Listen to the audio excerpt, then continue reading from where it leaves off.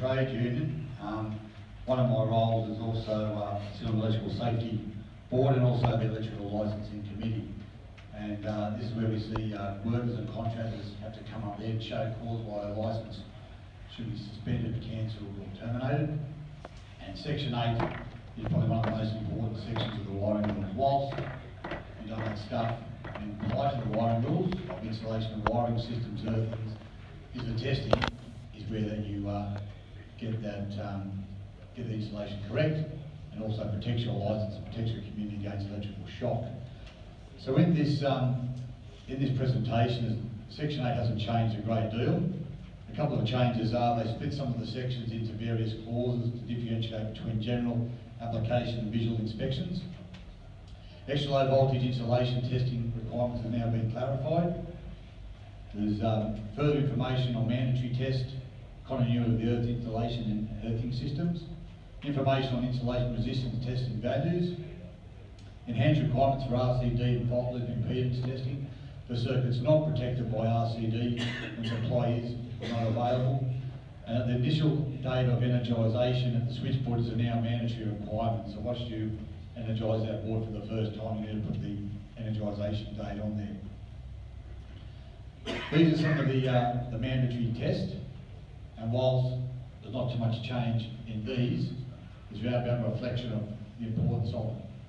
And some people here will do it fairly regularly. If you're in the housing industry, you're doing it every second or third day. Some people may only do it every 3 or 4, even 5 years when you renew your licence. It's so important that you adhere to the mandatory test at all times.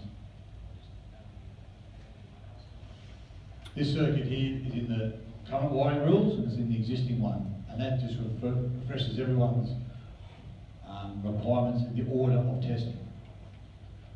It's no good doing the fault loop impedance test first, or polarity test, earth resistance test, continuity of main earthing conductor. That should be the first test, and that's the order for obvious reasons. If you haven't read Section 8 lately, it's a good time to do it either now with the current rule book or even when the new one comes out.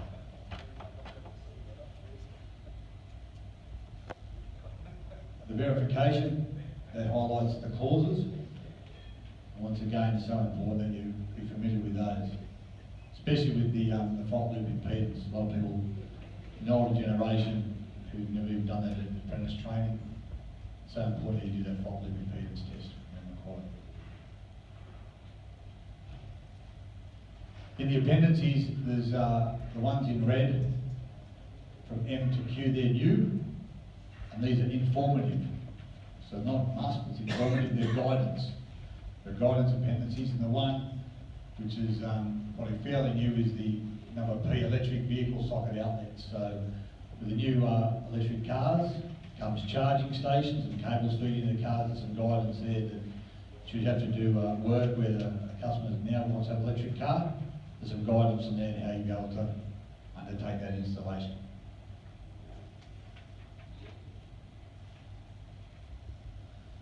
A couple of things I'm just going to cover briefly. The importance of really protecting your licence and why we do things. This sticker here, the ETU produced, and it's in your show bags. We've got more up the back if you want to take some for your workmates. Is it people attending the licensing committee, really when they come to testing, they're forgetting to test.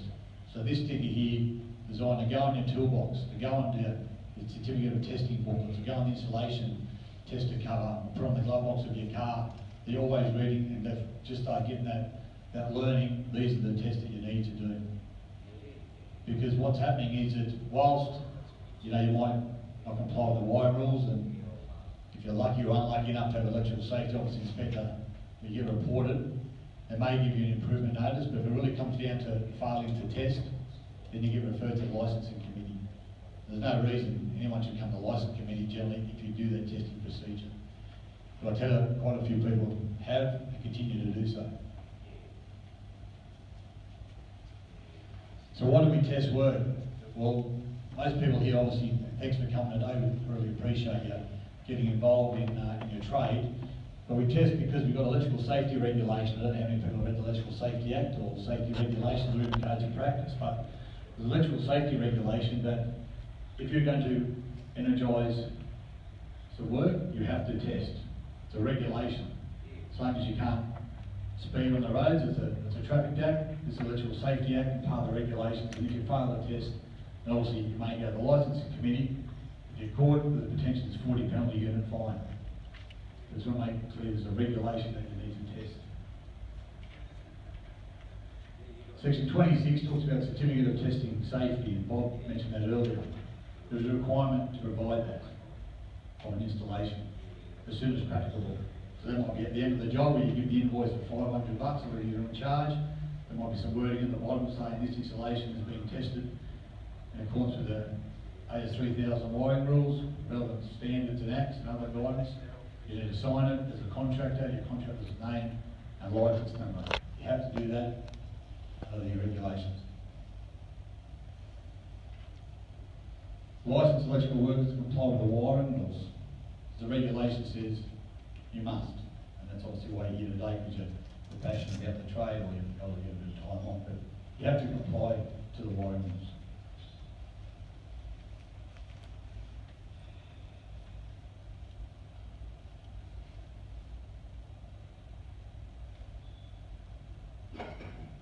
In the wiring rules, they also mentioned other standards you need to comply with. For those undertaking construction or demolition work, you need to comply to 3012. That is just part of a regulation. So whilst that might be referenced in the wiring rules, there's a separate regulation that you must comply with this particular standard. So it's so important not only to be familiar with the wiring rules, take the time to look at the Electrical Safety Act, the regs, or the codes we practice. Once again, penalty units, it's a bit of a theme. It's all about our licence that we've got to protect.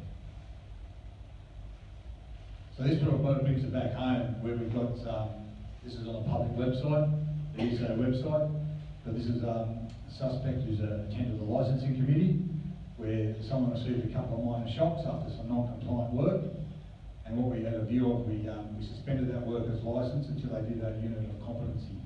And that competency was apply compliance requirements to all aspects of electrical work.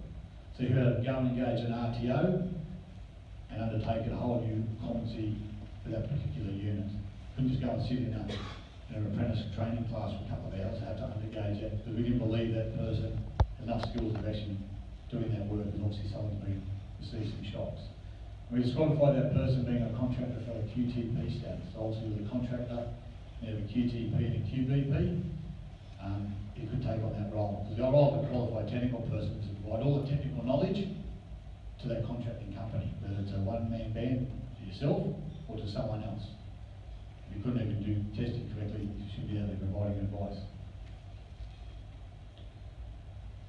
This one here is I'm getting quite a few of these in the licence committee, people doing solar, where there's a number of reverse polarity. So after inspection by the ESO, refer the licence committee. We find this person $2,000. He's on a disciplinary register, this company, so anyone doing a Google search, not a Google search, it's come up on Google, but anyone goes to the Electrical Safety Office website to do a licence holder search and type in this particular company, see if they're reputable, come up disciplinary action. And then we disqualify them being a contractor or licence until certain conditions are met, and he had to undertake 3 other courses. So we can't have this person, this business out there potentially risking reverse polarity. And it's okay to have reverse polarity when you do an installation, because mistakes can happen. But come energisation, there's no way that you get energised because your test would pick up there is a reverse polarity. And there's a number of reverse polarity coming through the licensing committee. It's crazy. Once again, you've got to test.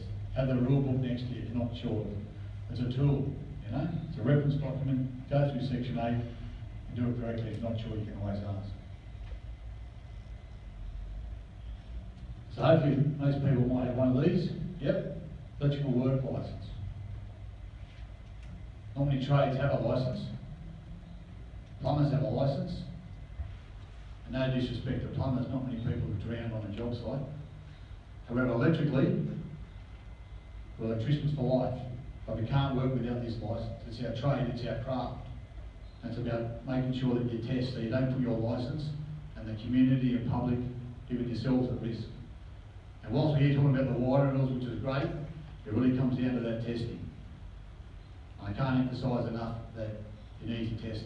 To protect your licence, protect your trade, most importantly, you protect the community. And the Electrical Safety Act preamble is that that's what was developed, is to protect the community and livestock from electrocution and also destruction of property. That's what the Electrical Safety Act and regs are there. And our bid as electrical workers, that's what we test. So part of the ETU, we're pretty passionate about ensuring we protect licences, and part of the Electrical Safety Board, there's a review actually on about licences and qualified technical persons, so watch this space in the next few months. But it's about mutual safety and testing, so those people who aren't in the union want information, there's information on the back. But also there's a testing sticker, like I said, you need some more, like you want in your show bags, but make sure you grab some, but make sure you test it. Certainly, thanks for coming along today. I'll now hand over to Robbie from CSQ to talk about training, to get funding. Thanks, mate.